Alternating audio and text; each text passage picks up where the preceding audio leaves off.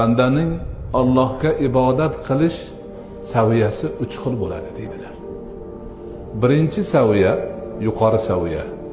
Banda o'zini bandaligini chuqur his qilib, suyagigacha singib ketib tan oladi. Men bandalik qilib yashamasam yashashim keragi yo'q degan tushunchada bo'ladi. Ana ular o'z-o'zidan Allohning ibodatiga o'zini urishadi. Chunki fahmi yetgan, aqli yetgan, his tuyg'usi yetgan, o'zini bandaligini chuqur his qilib, Allohga bandalik qilmasam yashashimning keragi yo'q degan xulosadagi odam bo'ladi. Ana ular juda nodir shaxslar bo'ladi.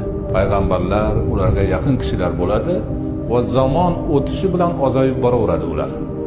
U darajadagilar.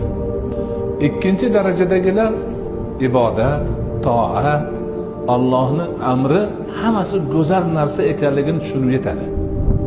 Namoz o'qish qanday go'zal.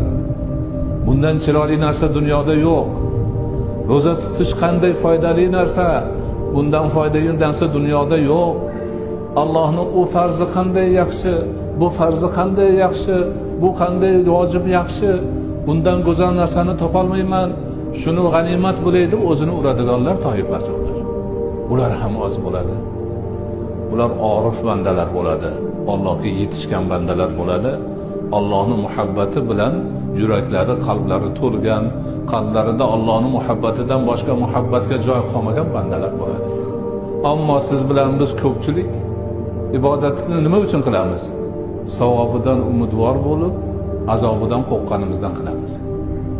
Ana o'shalarni Alloh vojib, farz ibodatlarni zanjirini bo'yniga solib, nimaga? Jannatga sudraydi. Aytsam ko'nmayapsan, endi o'zim sudrab olib boray deydi.